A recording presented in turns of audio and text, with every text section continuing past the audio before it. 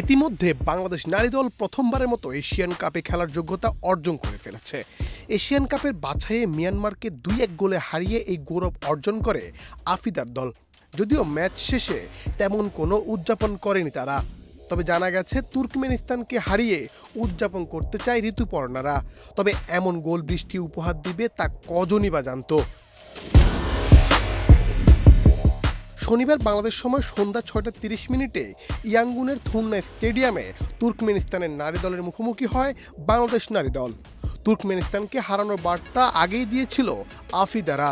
তবে খেলার প্রথম 3 মিনিট থেকেই শুরু হয় গোল উৎসব।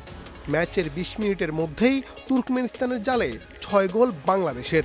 এরপর প্রথমার্ধের খেলা শেষে বাংলাদেশের গোল সংখ্যা দাঁড়ায় 7 গোলে, যেখানে গোল করেছেন শামসুন্নাহার জুনিয়র, ঋতুপর্ণা ও তাহুরারা। এই ম্যাচে যদিও বাংলাদেশের জন্য কোনো চাপ নেই। আগের ম্যাচেই স্বাগতিক মিয়ানমারকে হারিয়ে নিশ্চিত হয়ে গিয়েছিল প্রথমবারের মতো এশিয়ান কাপের চূড়ান্ত পর্বে জায়গা পাওয়া। তবুও কোচ পিটার বাটলার যেন জয় ছাড়া কিছুই ভাবছেন না।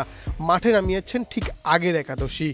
এই পেশাদারির ফলেই হয়তো ম্যাচের শুরু থেকে তুর্কমেনিস্তান পড়ে যায় চরম বিপাকে। এক পর্যায়ে গোলরক্ষকও ভেঙে পড়েন। বারবার জাল থেকে বল তুলতেই একসময় হাত ফসকে হাস্যকর এক গোল হজম করেন।